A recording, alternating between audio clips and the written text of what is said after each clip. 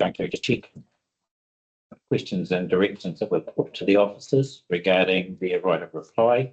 And we're going to be Mr. Hurrell, who produce a list of those questions that were asked during the hearing on the screen and slightly enlarged. This way. How's that? Perfect. Okay, so they're in the order that you heard the Section 42A officers yesterday. So starting with Carterton, who had no specific questions arising, and I don't think anything's changed in the evidence you've heard to date. Just two to note that Mr. Hooper had his time to speak today and noted that there were no matters of contention arising. So that can be included in the right of in the reply statement of Becca. Okay.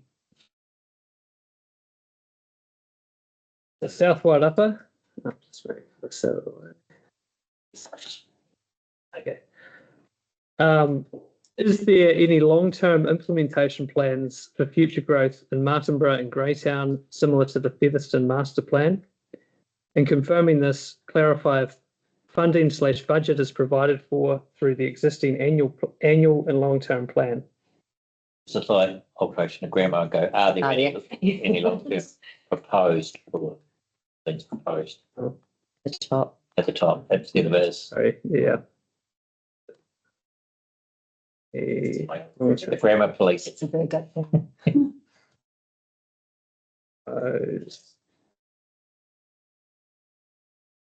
Perfect. Number one's fine.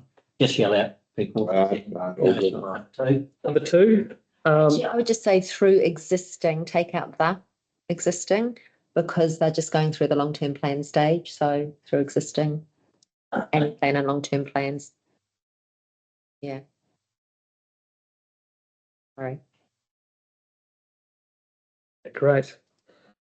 Two, reporting officers noted that a submitter, Fran Wild, was in opposition to the extension of the general residential zone to town centre zone, which was not correctly captured in the Section 42A report and submission table. Reporting officers to further clarify the submission points and associated response, including any amendments to Appendix 3 of the Section 42A report. Yes, was that the exec reject table? That's right. Yes. I think the solution was just to change to the two headings from number 4. That's right. Yes. With that, Bob? Yeah. Number 3, clarify the feedback received during the spatial planning process regarding smaller allotment sizes and providing for intensification.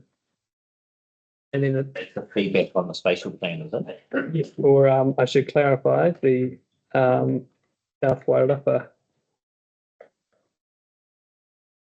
spatial planning process. So that was in relation to the Greater Wellington feedback, which indicated that there had been a number of submissions received. I think you wanted confirmation that there was no attendance. That's, and we've got the minute, so that's already been done. So the minute from Greater Wellington has been provided. It's with the today. So we've already got. So that question could probably come out. So the full question you'd be comfortable taking out? You can take the whole question out now, yeah, because all we got from this planning process was that email. Yeah. That's it. No, that's a two-part question. So just A to that question, or so 3? So just A. Okay. We've already got that. That's been provided.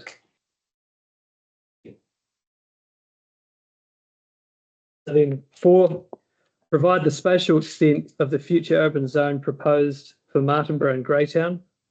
That came up today, didn't it? Yes, yes, it did. And confirming, provide comment on the potential yield.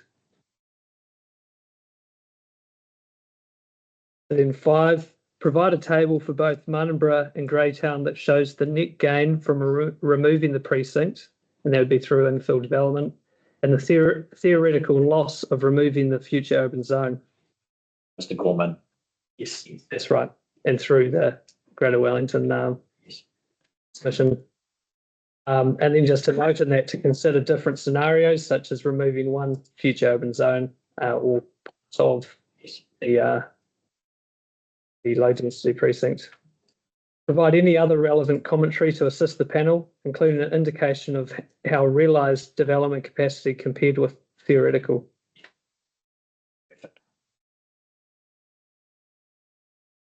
Question 6, clarify to what extent the sites sought to be rezoned by Dan Callow would be subject to the National Policy Statement for Highly Productive Land.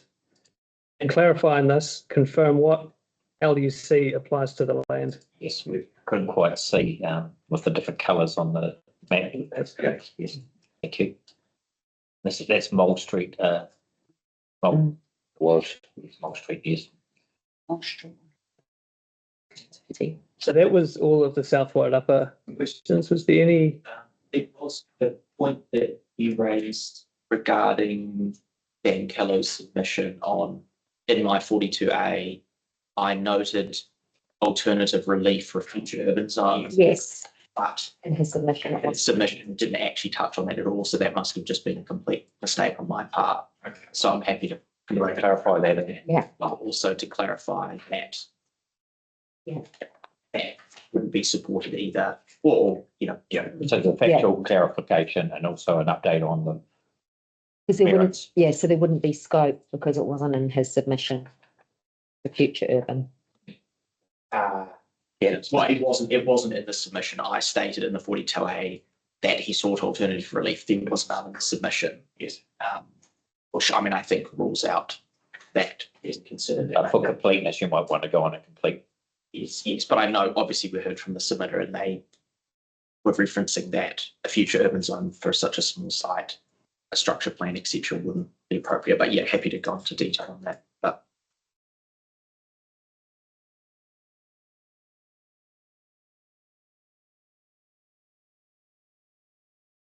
It's actually in his submission. He didn't request it in the submission. Yeah, that's good. What's that, sir? So it was referenced in the section 42A report that he was seeking FUZ as an alternative. FUZ as an alternative, but that wasn't in his actual submission at all. Yes.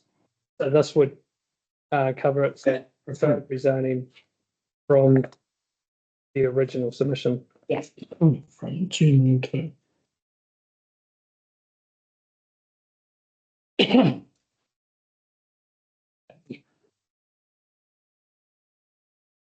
Yes.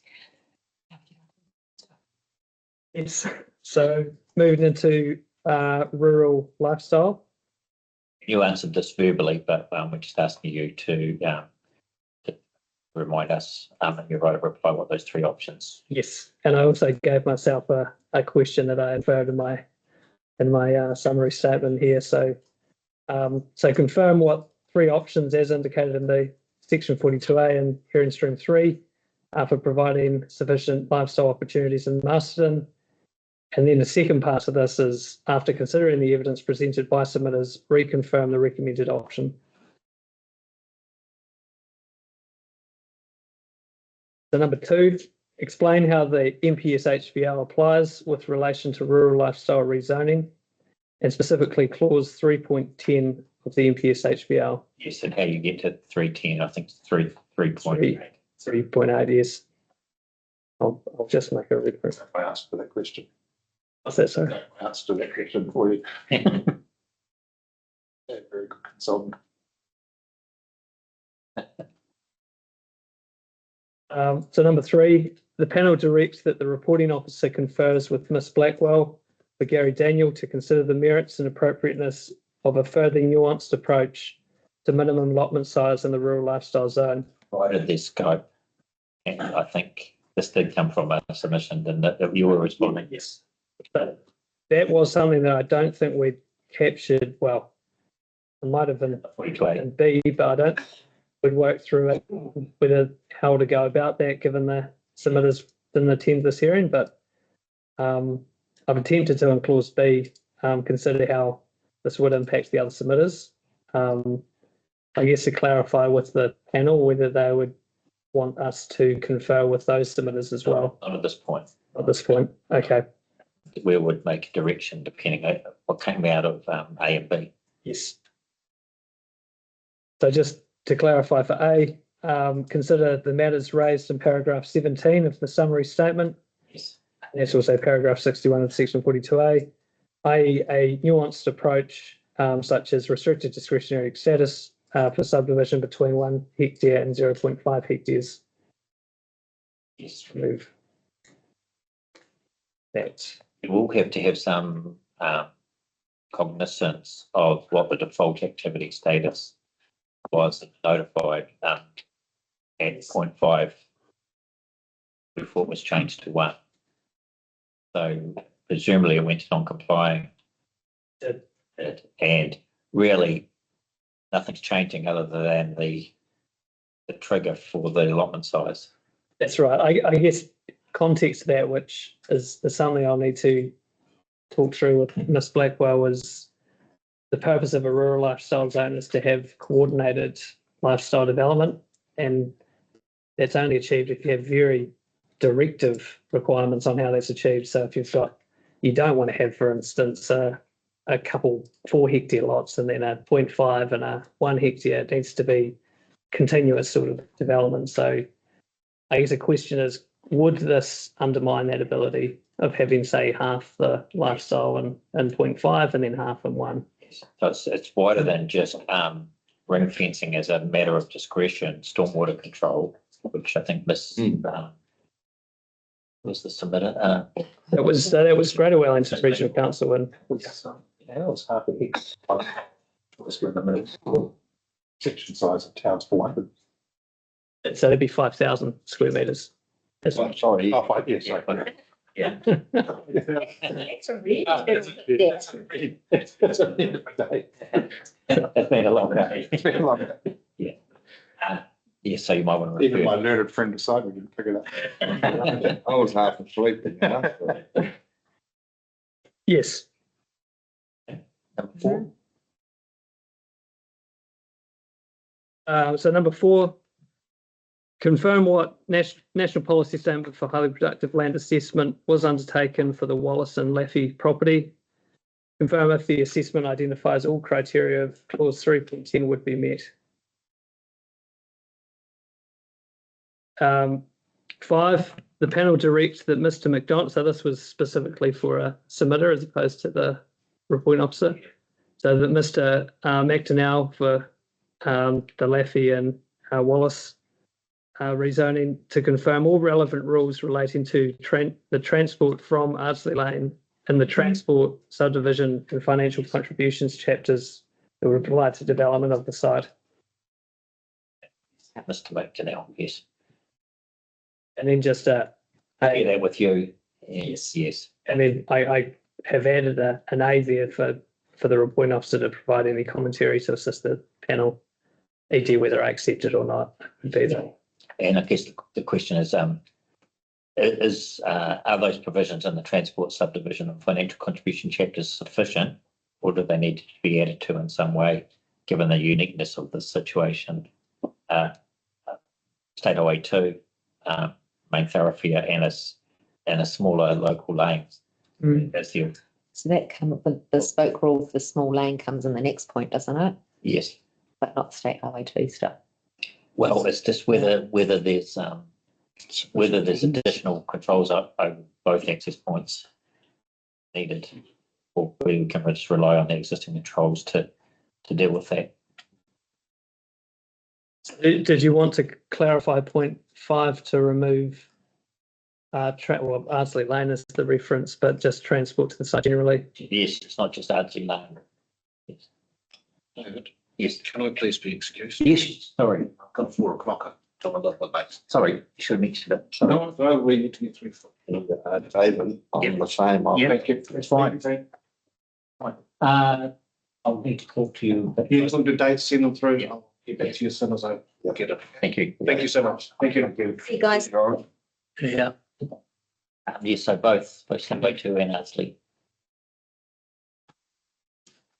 The activity status changes in State Highway 2, doesn't it? That's what Mr. McDonnell indicated. That's right. And then it was about 3-lot trigger versus a 10-lot trigger or 15-lot trigger, I think, in the transportation. Yes. And whether, I guess the question there is whether there'd be sufficient ability to require those upgrades. That's right. Um, And if there isn't, then we'd need to look at intervention through additional provisions. yes. And the reporting officer had highlighted that need in terms of bespoke transportation rules, I think. That's right. The other matter that the submitter clarified was the extent of that Leon's. Yes. That it's actually much smaller than what we'd initially anticipated. So that in itself does make quite a big difference to my initial position, which was Liaise with the roading officer. to confirm that, yes. So number 6, the panel directs that a reporting officer confer with Mr. McDonnell to provide a bespoke rule to manage traffic effects on Ardsley Lane. Yeah. Necessary. If necessary, yes. So that'll come directly out of 5. So 5, that's right.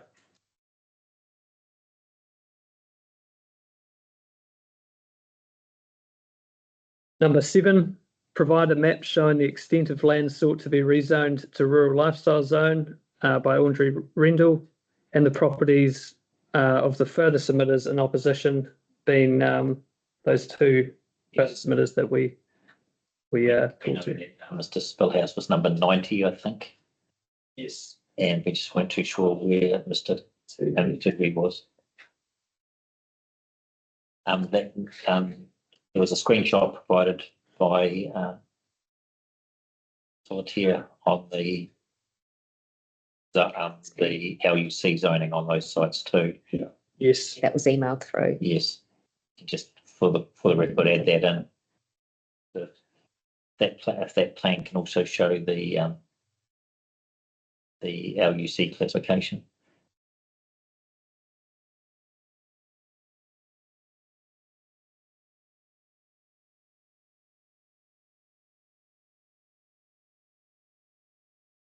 Yes. So it's a mixture of LUC 2 and 3. So number 8, consider the report provided by Sarah Martin that considers economic viability of small rural land holdings and comment on whether this can be relied upon when considering clause 3.10 Yes. of the National Policy Statement. Yes. As part of that, are you able to produce the map that showed the 6 sites and the 4 sites on Boundary Road that she referred to? That is coming up. Oh, it's coming up. That's this next question. Oh, okay. So it's jumping the gun. Yes. So we're happy with 8. Yes. So 9, provide a map of land sought to be rezoned, sought for rezoning by Simon Coffey and Sally Whitehead, and all properties that would be subject to the rezoning. In addition, identify the properties owned by both submitters and further submitters in support, and that would include Sarah Martin, Andrew Ryan, who both presented. And then B, identify the 6 properties indicated by Miss Martin that are west of Boundary Road during her presentation. But she also provided other properties on the other side of Boundary Road also. She did the on the northern side, the northern end, the northeastern end of Boundary Road. Yes. So Northwest. Northeast. The northeastern side. She's identified the 6 western side down, and then the 4 from the north side coming down. The boundary, what's the northern road of Boundary Road? It goes on to Douglas. it's the 4 properties. Donald Road. Do we want as a separate point or on the same point? Same. 6 properties indicated by Ms. Wester. And 4 on the east. Or Sorry. I do have to. And there's a bag on the floor under there. Is that yours, Solly? Oh, it's yours, Ike. See you tomorrow. Yeah. I bought my sleeping bag. For tonight. Let's go back to question 8. Is there likely to be any, this question must have come up in an environment court hearing, would it have? I guess that, yeah, I guess the question is for the panel. Do you want me to answer that? For a submission that there does need to be an ability to apply it at a site-specific level. So the first question is it too broad to apply in this case? So clause 3.10 requires that site-specific assessment. And if that report is at a very broad scale, can that be applied here, which would be the initial question? And then how far can we go with that report if that first question can be answered? Well, 310 doesn't speak to who provides that information, does it? It doesn't know. No, so Miss Martin said she was a local expert from the area. So she says she's an expert on terms of food properties. We heard from Janine Brown in the earlier hearing, and we'd heard from Mr. Gray, Andrew Ryan. So I guess you're going to have to look at their evidence individually and collectively to see whether it provides comfort in terms of clause 10. Yes. Given that we told others to go and get a proper consultant to do analysis. Yeah. I don't want to lead you on that. No, that's fine. That's clear. It's also a commensurate thing too. Yes. Yeah. Finance future.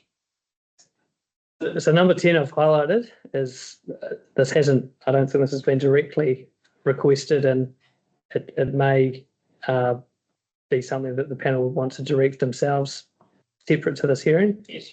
The panel's already realised that this is a question they're going to have to answer. If you've got any insight into that, we'd appreciate hearing from you on that. Yeah, I guess it's a question of timing and how much time you'll have to respond. If the national policy statement is amended, say a couple of weeks before your deliberations need to be concluded. Yes. So or if it's amended after our deliberations are concluded, but prior to the decisions being released.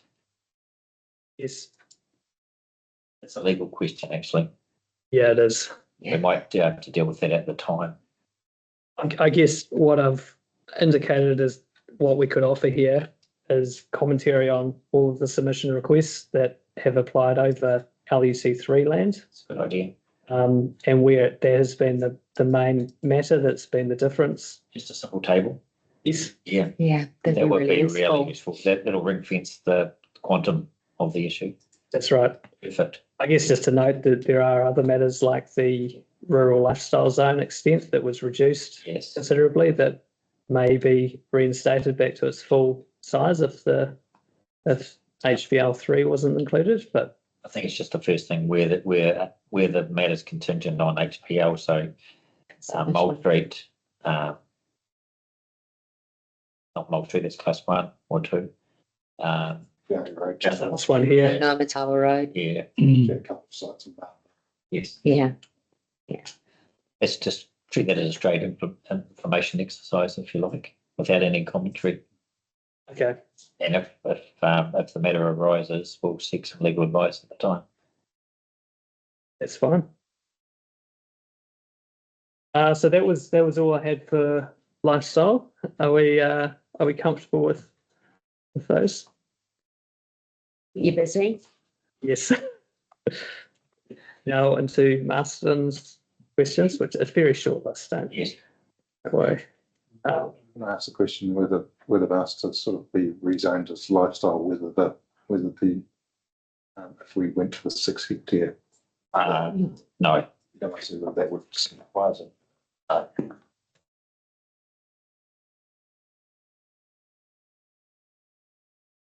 Okay. Yeah. No, I understand what you're saying. No. But that's not. That's not. Yeah. It's not. Yeah. Okay, question 1. Confirm the timeframes and process for the Marston spatial plan. And then sub questions to that, what engagement is proposed and how will the outcomes of that process be included in the district plan? I think Christine did provide a fairly good overview of that, but that was there if you did want that in writing. Yes, please.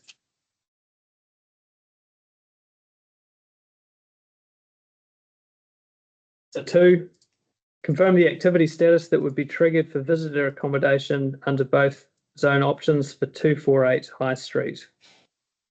Confirm if the high traffic generating rule under TR 29 would be triggered. And then point A, in responding, confirm if there is agreement with Ms. McWilliams' assessment for the activity status as outlined during the hearing. Yeah.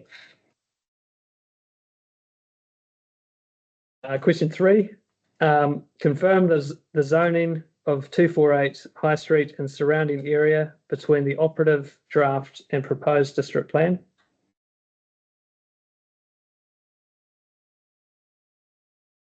Number 4, confirm if and how potential reverse sensitivity can be managed on Number Road, e.g. on neighbouring general rural zone, if the proposed rezoning of mixed use zone were accepted. And then A, Mr. Hooper for Mr. Hart, for Tim Hart, has suggested that policy MUS P4 and MUS P5 can manage reverse sensitivities associated with the proposed MUZ zoning over Number Road. The panel asks that the reporting officer consider this. And then B, Mr. Hooper has suggested that a change to MUS 04 to refer to the general rural zone to further manage reverse sensitivity effects was also suggested. The panel asks that the reporting officer consider if there is scope as a consequential amendment to accepting the rezoning request to amend MUS 4 to refer to general rural zone. Question 5, provide comment on the scope for providing for the relief sought by the Jews brothers via a precinct to a mixed use zone. In providing this, confirm the difference between this approach and providing for the original relief sought, which was to rezone to mixed use zone without any consequential changes to mixed use zone provisions. Yes. So that's really the scope question. Yes, and in retrospect, we do actually build on this on another question. So Yes. whether, Do you Them all together. want to drop it down or? yeah, I'll in fact, you might even decide that you prefer the question that is directed to Mr. Anderson is provided first. Yes. I think that's sensible. Then it's a matter of whether Ms. Malone agrees with one thing. Should I come back to that and highlight this for now, or did you want to confirm this now? Should we go to the other questions first and follow down? Because there was another one that Relating to Stephen. relating to somebody else prior to all the aerodrome one.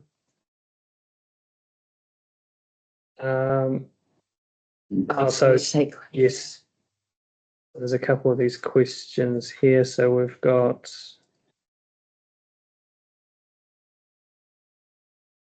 Did we go over question? there was one. There's So I a think few we're Hughes on- brothers, and then there's one relating to Simon Byrne. So maybe if we moved all and also the Browns. So maybe if we moved all the Hood Aerodrome Jews ones, which is 6 and 7.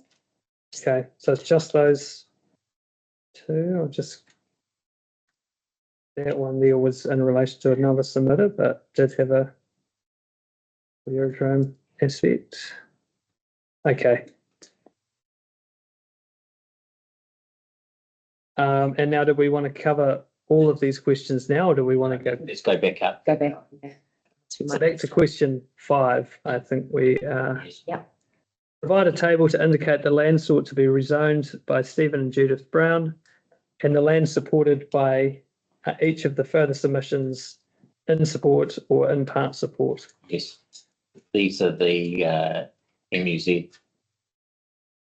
Yeah, on North Tower Road. Yeah. Yes, On up The the other- highways. Yeah. Yeah. the other 9 properties. Includes Mr. Hart, Yeah. that one, Yeah. Ex- Yeah, it does. 150, yeah. Yes.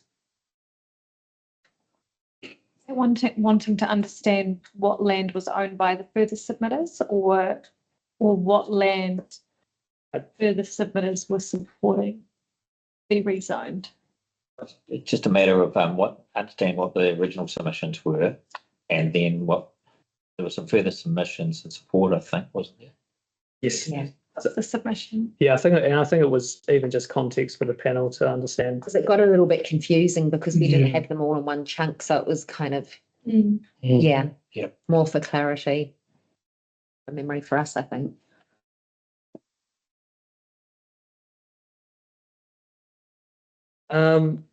So number 6, the panel directs the reporting officer and the relevant experts consider the further evidence that was tabled by Simon Byrne.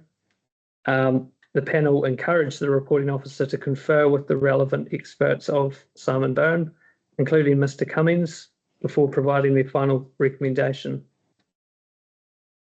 And then point A, the panel note that depending on the timing, this may occur via the integration hearing, which is hearing stream 14, and or could require specific reconvening to consider the matter.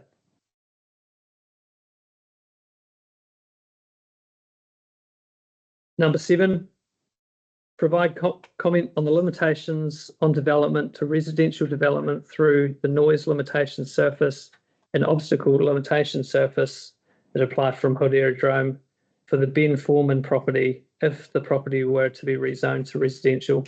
Yes. Number 8, clarify to what extent loss of productive land would otherwise be considered negligible for the purposes of the National Policy Statement for Highly Productive Land.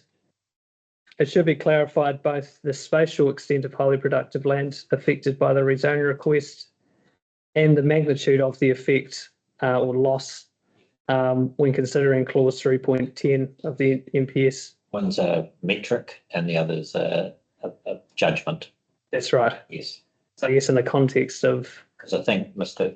Kelster, you picked up that the word negligible been used. Yeah. Craig did, yes. yes. That is I guess to clarify, it's a scientific term. It's not a, Which submission did that come in relation to? Can we, it was East Lee, was it? it's lead, yeah. Yes, East Lee. Maybe. could Maybe we- just reference these, Easily, yeah. just in brackets, so we, yeah. 80 quest. This question arose due to the use of the term negligible in relation to East Lee. Legal submission. Legal? Was it Mr. Is it Josh speaking? Was it legal submissions or? Before. He might have been quoting reference to the term negligible, yeah. Potentially, possibly in the Ag First report by Mr. Chambers.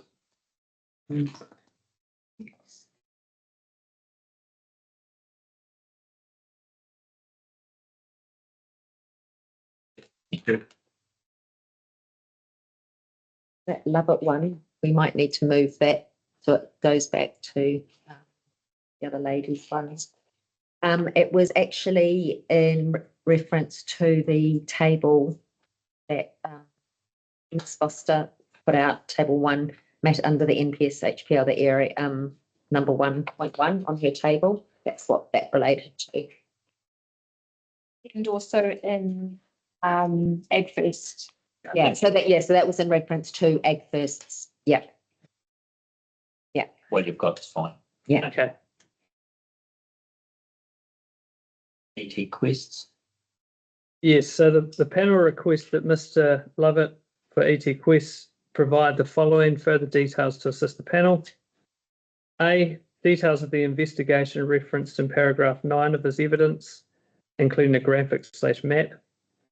And providing this, the panel asks that Mr. Lovett clarify if he disagrees with the conclusions provided on the current housing and business assessment for the Wairapa on available land for commercial and business use. Yes. Would that question be better going up further up the document? So just so Alice has got it in And, relation to the High Street, So where was the high street? So yeah, 248 High Street's under question 3. So would you prefer I move that question up or these questions down? Just group them together. How- Whichever, just so long they're grouped together, because that's it all relates to the same. Buyer's choice. Yeah. You choose, Charles. Just because I'm here, I'll Yeah. from there. I just noted, I don't think those questions will be, well, they won't be contingent on Mr. Lovett's response, but No, but I was just thinking because it's dealing with one submission, that's right. just be easier to group the questions together. And then B was a comparison of the land value per square metre between a commercial property versus residential, and providing us confirm the assumptions and methodology used. So that was, We'll sell it for the cheaper amount. yes. Right. So number 8 and 9 we've clarified above. And then number 10, the panel directs that Mr. Anderson for Jews Brothers provide further information to clarify that there is scope within the original submission to rezone to a special purpose zone or airport zone. And responding, the panel asked that Mr. Anderson consider the following. A, how the relief sought reflects the original relief sought, and that it would narrow rather than broaden the relief sought. Yes. B, the consistency with the existing designations held by Hood Aerodrome, and if it would be consistent with the national planning standards. They could actually be 2 questions if you prefer. That's Don't know what the first. so that was with the conditions of the Oh, aerodrome. that's for noise or. Yes. Yes. Or yeah. I think, sorry, point A is how the relief sought reflects original relief sought and would it narrow? Yeah.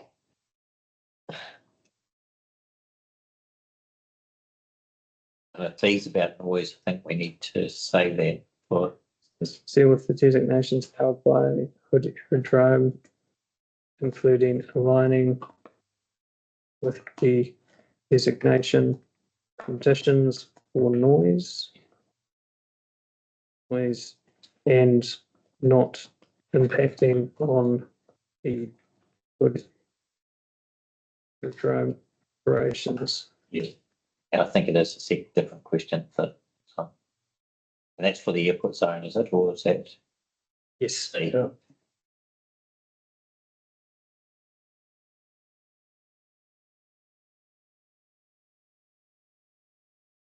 Yeah, I think we're going to be a little bit more specific about C. With the national planning standards and applying a zone. I guess D. These are a subset of that question, but I'm happy to have it separately. Yes. Why?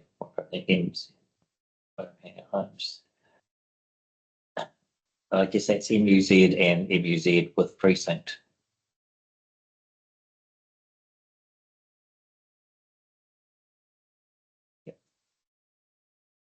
Could you sort of expand that to see how either the MUZ with precinct or the airport zone would link into the master plan for the airport?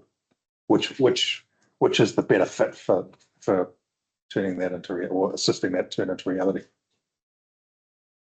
And other outcomes sought.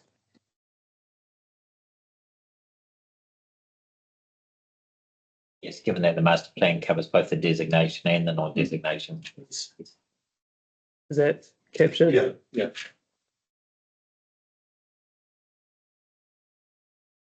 So I think it's 11 is the very first question on this, though. Or have, go to the beginning of 10.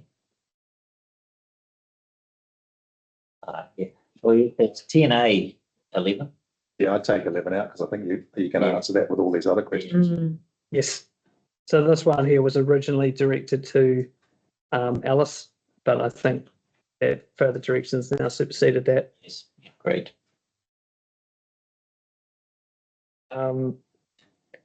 So 11, what is your understanding of the intent of protected land in the Hood Aerodrome Master Plan? Probably answered that now. It's protected for development. It's probably still relevant.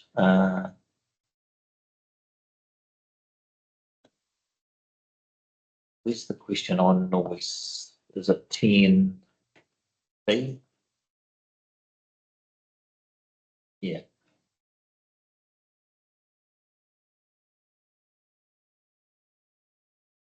Yeah, it's, I guess 11's only relevant if they're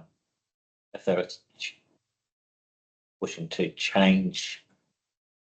Oh, that's just noise. No. When we're talking about the building requirements, Yes. we're talking about building requirements for the home hangers. Yes. So these are designation conditions of noise, but we want to know. I mean, Mr.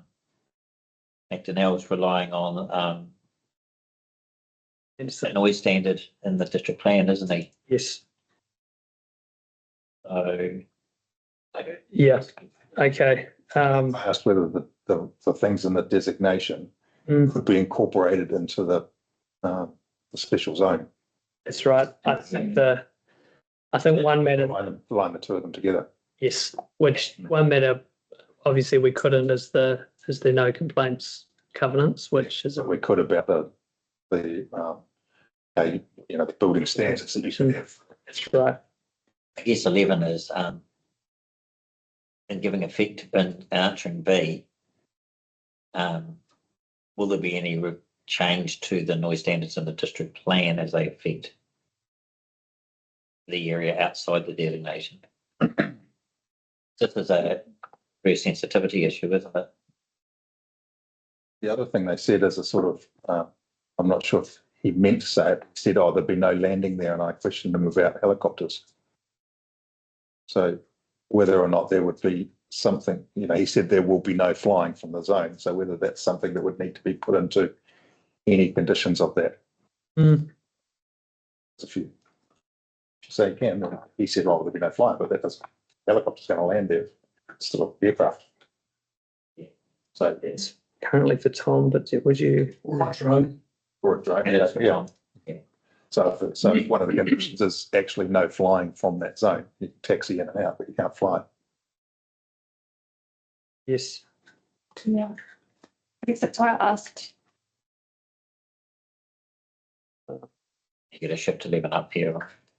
Yeah, I was thinking maybe we should incorporate that into See, Mr. Anderson's response. agree. It's to the provide any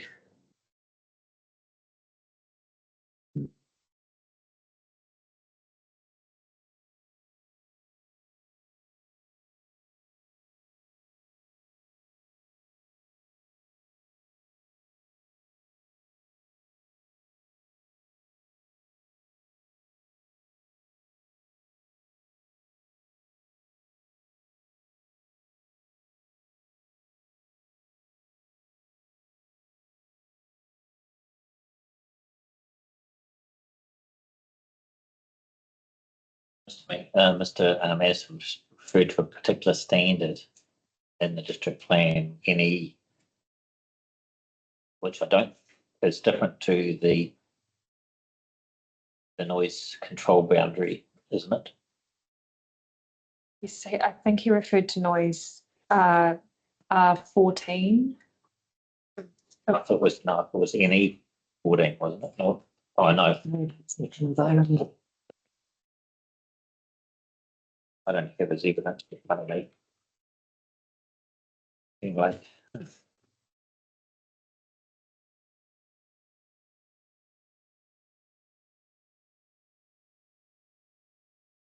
There's two issues. One is the impact on the Hood aerodrome. Mm. And then there's the efficient noise control to insulate any permanent living residences outside of the aerodrome in the area that might be covered by the precinct or the airport zone. Mm. So it's that. First question is about the designation conditions. Yes. Second question is about whether there's any other district plan rules on noise separate to the designation conditions. And I thought Mr. McNeil was Mr. Anderson was referring to something different. The noise R14 is a rule for noise sensitive activities Yes. within the Hood Aerodrome air noise boundary. Oh, it is, so that, but not a, It's just It a is zone. a- yes. Didn't mention. Maybe guys. S14. S4. Yeah. So yes. So needs to comply with. Yeah, S4. Guess the questions are what rules would Insulation. Oh, yeah. residential units associated with home hangars need to be comply with in terms of the designation conditions and the district-wide rules, Yes. or are they that's a zone rule, isn't it? So it wouldn't be applicable if it was rezoned.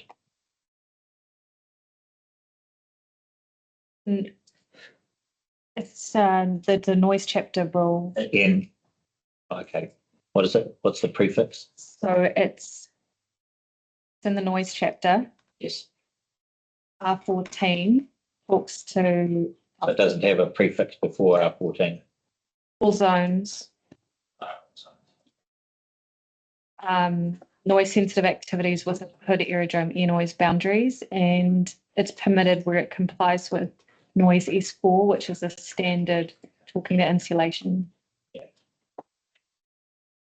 I guess B is actually quite a broad question in a way. And Mr. Anderson can respond as he likes. And if it is already provided for through the noise chapter, then that would be the place to do it. And then C would reconfirm that that the most up-to-date noise contour boundary is applied. So if that district-wide rule isn't robust and fit for purpose, then it would need to be either consequentially amended, but then he needs to consider the scope of then how that may affect every other dwelling, or a bespoke provision. But I believe we might have that covered though in B and C. Yeah. 11 then? Yeah. So we can, that's great.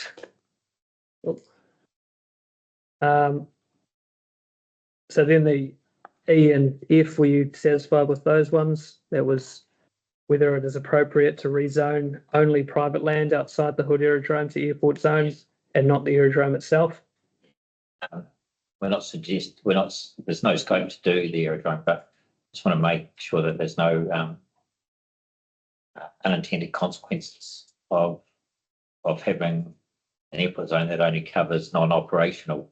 Yes. That's the airport as opposed to operational and non-operational. We're just timing more than anything else.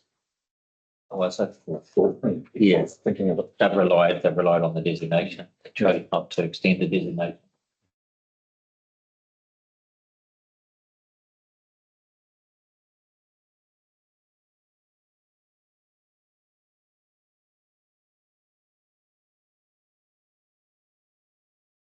And then if why the airport zone is more appropriate than the mixed use zone, and the mixed use zone with precinct, and providing for hangar homes and other outcomes sought by the Hood Aerodrome Master Plan. Yes.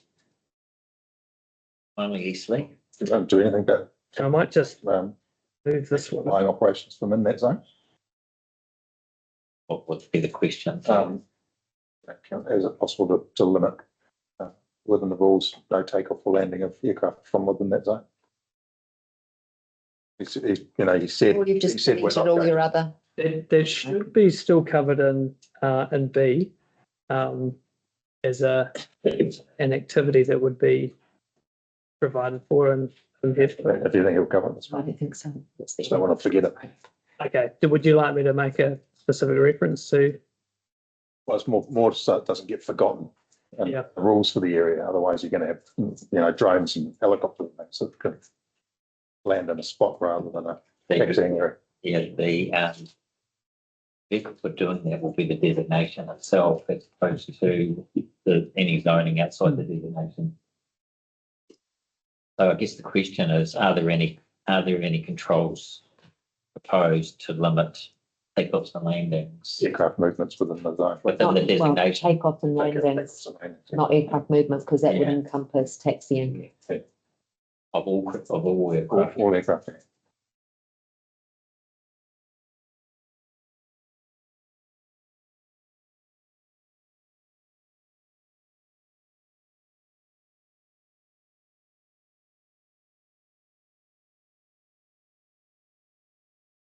Okay. I guess in a way that is captured by the obstacle limitation circus, which sets it out based on although you're right about helicopters, they're not. Yeah, they can taxi the aircraft out, taxi the fixed wing out anytime they like. I guess a spatial and duration, spatial and temporal timing and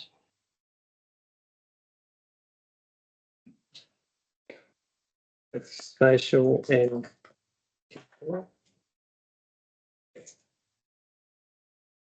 okay, home track, Eastleigh. Eastleigh. Before we do that, just for consistency of staying with the similar point, I had started writing a potential direction that you'd inferred previously about conferencing, but Yes. Why don't we just say to consider and report on the above matters? uh,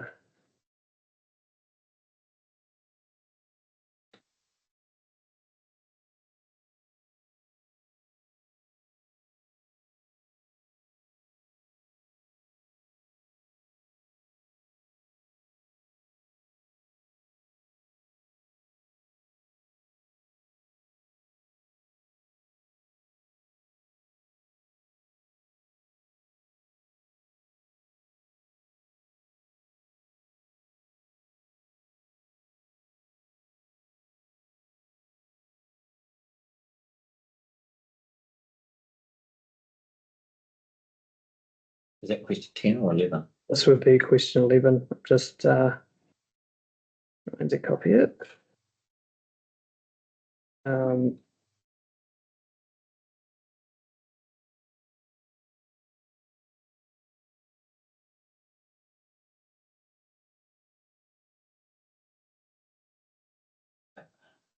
We did specifically say for them to get together. Yeah. Like So, we've Okay. specifically asked that. yeah, sorry, next week, what yeah. I meant was just Right. conferencing on the above matters. Yeah, Right. Sorry, I thought you meant no conferencing. In that case, we'll bring that all back. Yeah. Can I ask a question? Do you want, if we determine one option is more appropriate, would you like me to also look at the provisions within that either precinct or zone if deemed appropriate? Absolutely, And yes. This is your last chance to do that. yeah. Yeah. Put that in as well. So what was that, sorry? So the actual drafting of either the proposed precinct or the zone. Cover it now if you like. Yeah. Clear.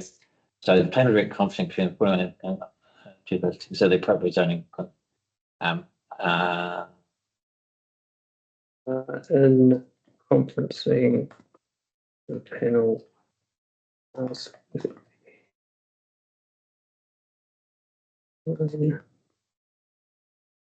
Which option is preferred as outlined during.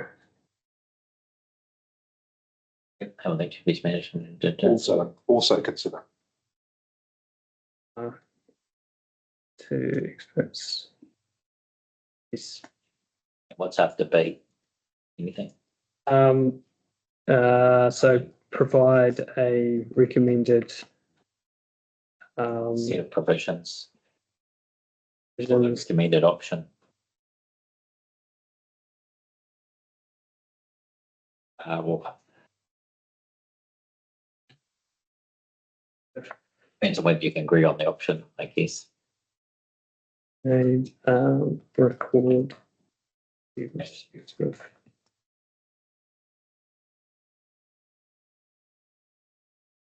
And, if there's no agreement, we might direct drafting assistance if necessary on a recommended preferred set of.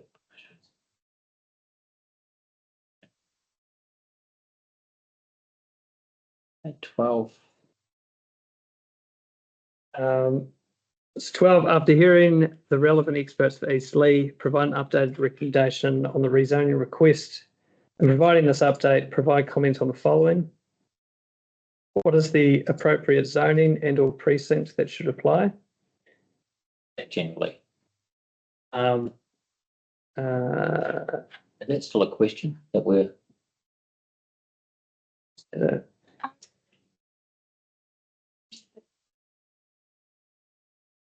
So it's in relation to the settlement zone, Riversdale Terrace. maybe you're What's going the to, appropriate zoning. So maybe I'll- for the northern and southern terraces.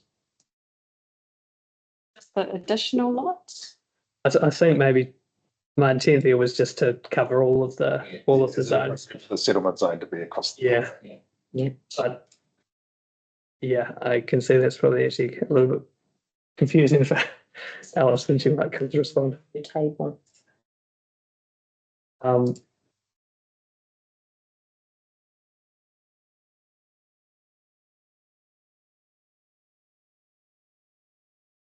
Maybe I misunderstood the position. I thought, what the officer had agreed, on the settlement zone with the exception of the northern and southern Yeah.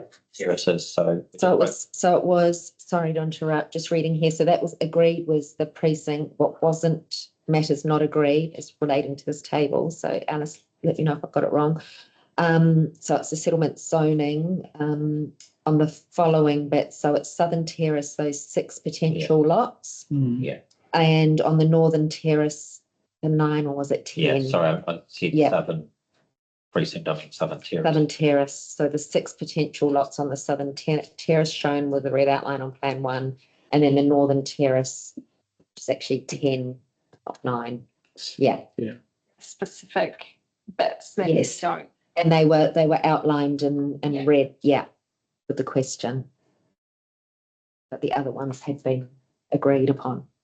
Okay, so A is correct, B's As good. B's fine, it's. I think I've finished. Question is, if it is settlement zone, should it be settlement zone with all those additional, lots, should it be with the precinct or without the precinct? The additional lots included should further controls be It's more the southern one with the covenants. Yes, including by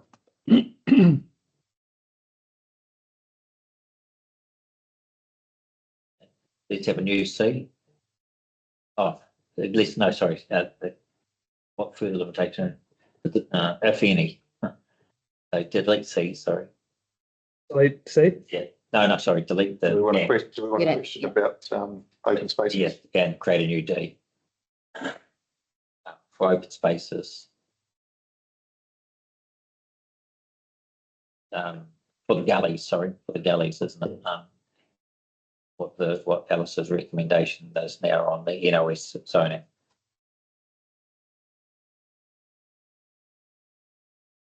And then, further to that, whether the crosshatched areas on,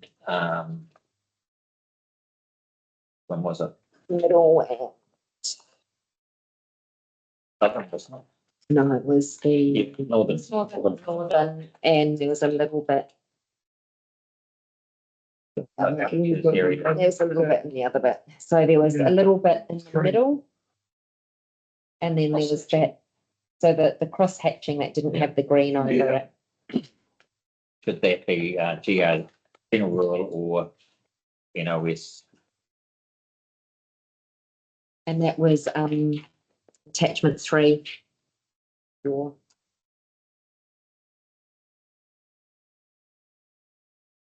I see, yes, there is a little bit up the cloth on attachment two, in the middle terrace.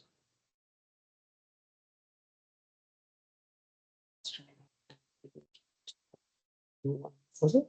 But this is from Miss Foster's comments. I've also got my notes. Oh, yeah. Just, you could actually just make that by hitching on attachments 2 and 3 of Mr Foster's evidence. Oh, sorry, it's not Mr Foster's evidence, it's 2 and 3 of appendix 5. Yeah. To Alice's evidence.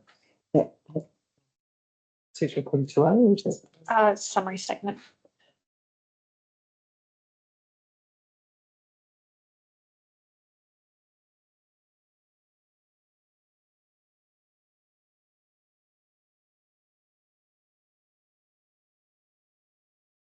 Question, absolutely. That it? yes, and then just that final point there was just to, it was a question you put to Solitaire earlier today or maybe yesterday to clarify Yes. if any reductions had been made to the future urban zone. So we've looked into that and no changes were made. During the reply statement, she did clarify the spatial extent and how they've been identified and properties affected, but no change to the Marston future urban zones. That came out of a misunderstanding of in relation to Mr O'Brien's. Evidence, that's right. I think leave it in and just for the record, we'll get a response on that from Solitaire. Okay. I'll leave it there, but we can direct that to. We'll leave that with you, Charles. Thank you for that. Just have a quick look at our plans. So you want to do a closing karakia? Yes. One on the right. You lead off. Karakia whakamutanga turuwha.